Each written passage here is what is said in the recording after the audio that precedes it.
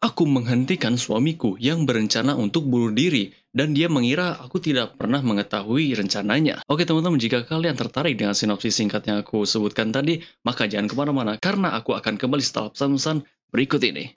Ting, ting, ting. Disclaimer, disclaimer. Semua nama tokoh di cerita berikut merupakan pemberian aku ya. Jadi mereka itu pengen membagikan cerita mereka itu secara anonimus atau tidak pengen diketahui namanya. Tapi biar aku gampang menceritakan cerita ini kepada kalian, maka aku memberikan mereka nama. Jadi nama-nama berikut itu bukanlah nama asli. Untuk cerita kali ini, mari kita sebut tokoh utamanya dengan nama Faye. Faye adalah seorang wanita berusia 28 tahun. Dia sudah menikah dengan suaminya yang bernama Finn. Finn merupakan seorang pria yang berusia 28 tahun juga, jadi mereka seumuran. Mereka sekarang dikaruniai 3 orang anak. Finn merupakan satu-satunya pacar yang pernah Faye miliki sejak mereka masih SMA. Untungnya hubungan Faye dan Finn mampu bertahan dan naik tingkat sampai menikah. Dan hubungannya masih bertahan hingga sekarang. Finn merupakan orang yang sangat tidak percaya diri dan orang yang rendah diri. Faye juga sama, tapi tidak separah Finn. Sekitar 7 tahun lalu, Faye dan Finn membeli sebuah handphone baru untuk masing-masing. Faye baru tahu ternyata Faye bisa membaca chatnya Finn dan juga sebaliknya. Tetapi Finn tidak tahu mengenai hal ini. Selama sekitar 2 tahun lamanya, setiap ulang tahunnya Finn dan juga saat Natal, Faye mengintip chatnya Finn untuk mencari tahu apakah ada suatu barang yang sedang Finn bicarakan atau inginkan. Karena rencananya setelah dia mengintip, Faye akan membelikan barang tersebut untuk hadiah Natalnya atau untuk hari ulang tahunnya. Suatu hari saat bulan November, Faye ingin tahu tentang barang apa yang sedang Finn inginkan, dan dia ingin membelikan barang tersebut ketika Natal nanti. Saat itu, Faye sedang hamil anak kedua mereka. Saat Faye mengintip chatnya Finn, dia melihat ada satu percakapan yang sangat mencurigakan. Yang dimana di percakapan tersebut ada pesan yang bertuliskan, "Di mana kita bisa bertemu?" Awalnya Faye mengira percakapan tersebut berasal dari seorang wanita. Tapi setelah Faye membaca percakapan tersebut lebih lanjut, ternyata percakapan tersebut adalah percakapan dengan seorang pengedar narkoba, dan Finn membeli narkoba darinya. Faye dan Finn tidak pernah minum alkohol. Mengetahui fakta bahwa suaminya Faye membeli narkoba membuat Faye sangat terkejut. Hal tersebut membuat Faye merasa dia sama sekali tidak mengenal suaminya sendiri. Faye bertanya-tanya kepada dirinya sendiri, sejak kapan suaminya mulai membeli narkoba? Dan ketika Faye membaca lebih lanjut percakapan suaminya dengan pengedar narkoba tersebut, ternyata narkoba yang dibeli suaminya sama sekali tidak membuat penggunanya mabuk, melainkan malah dapat membunuh penggunanya. Setelah membaca percakapan tersebut, Faye langsung mencari narkoba yang dimaksud di setiap ruangan yang ada di rumahnya. Tetapi Faye tidak mampu menemukan apa-apa. Kemudian Faye mengubah rencananya, dan dia mulai menelusuri histori dan semua email di handphone suaminya saat dia sedang tertidur. Faye menemukan informasi bahwa suaminya sudah mengatur jadwal pertemuannya dengan pengedar narkobanya.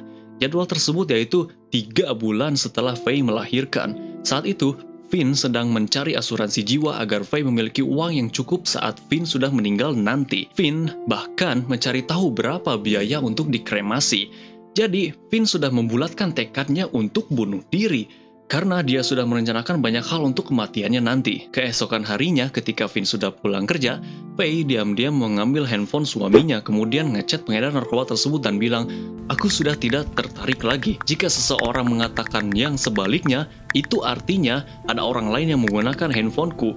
Setelah itu, Faye langsung menghapus nomor pengedar narkoba tersebut dari handphone suaminya.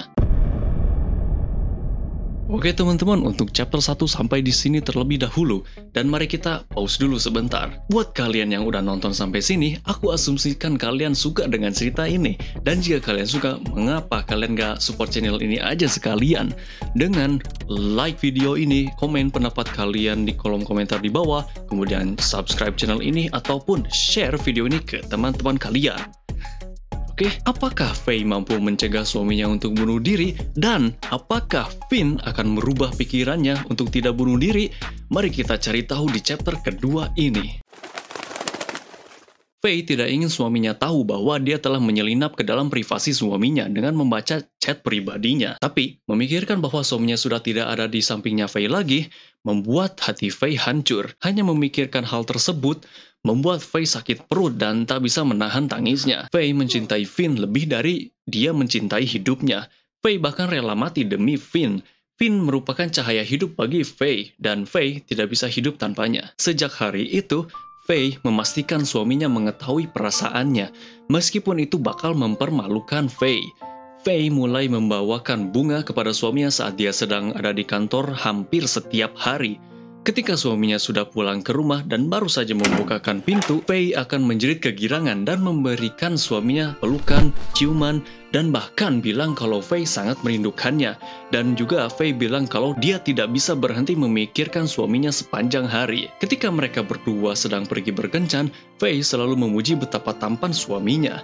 Ketika Faye sedang nongkrong bersama teman-temannya, dia juga tetap memuji suaminya. Faye bahkan menelpon suaminya saat dia sedang bekerja hanya untuk menanyakan kapan dia akan pulang ke rumah. Suatu malam, Faye terbangun dari tidurnya karena sebuah mimpi buruk yang membuatnya ketakutan dan tidak bisa membuatnya tidur kembali. Saat itu, Faye memberitahu suaminya. Di malam tersebut, Faye bermimpi suaminya meninggal dunia. Lalu suaminya menjawab mengapa hal tersebut adalah hal yang buruk. Kemudian Faye menjawab dan mengungkapkan perasaannya kepada suaminya bahwa suaminya adalah seluruh dunianya. Faye tidak mau menukarkan suaminya dengan apapun. Finn adalah satu-satunya tujuan hidup Faye. Kemudian Finn menjawab, tapi segalanya akan lebih baik jika aku tidak ada di hidupmu. Faye membantah kalimat itu dengan mengatakan, tidak, itu tidak akan terjadi. Jika kamu pergi, maka itu akan menghancurkan hidupku. Lalu Finn menjawab dengan nada putus asa, tidak, jika kamu kaya secara finansial, kamu bakalan jauh lebih baik begitu. Faye membantah ucapan suaminya lagi dengan mengucapkan, aku bisa saja mendapatkan semua uang yang ada di dunia ini, tapi itu tidak akan berarti apa-apa jika aku hidup tanpamu.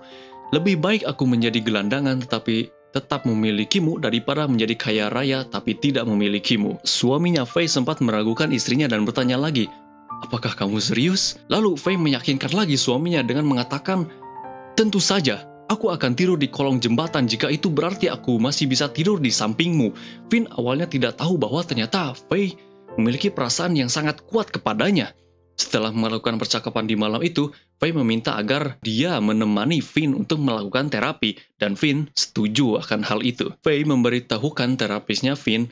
Faye pikir Finn mengalami depresi, dan Finn juga dia mengakuinya bahwa dia mengalami depresi. Setelah itu, Finn diberikan obat depresi, dan kelihatannya itu sangat membantunya. Meskipun 5 tahun sudah berlalu sejak kejadian itu, Faye tidak mau suaminya kembali ke masa depresinya. Setiap harinya, Faye tetap terus-menerus meyakinkan suaminya bahwa dia adalah cahaya hidup bagi Faye. Faye tetap memberikan pujian kepada suaminya, juga membawakan dia bunga ke tempat kerjanya, dan tetap melakukan hal-hal manis lainnya. Karena hal tersebut, Finn, yaitu suaminya Faye, masih hidup bahkan sampai sekarang.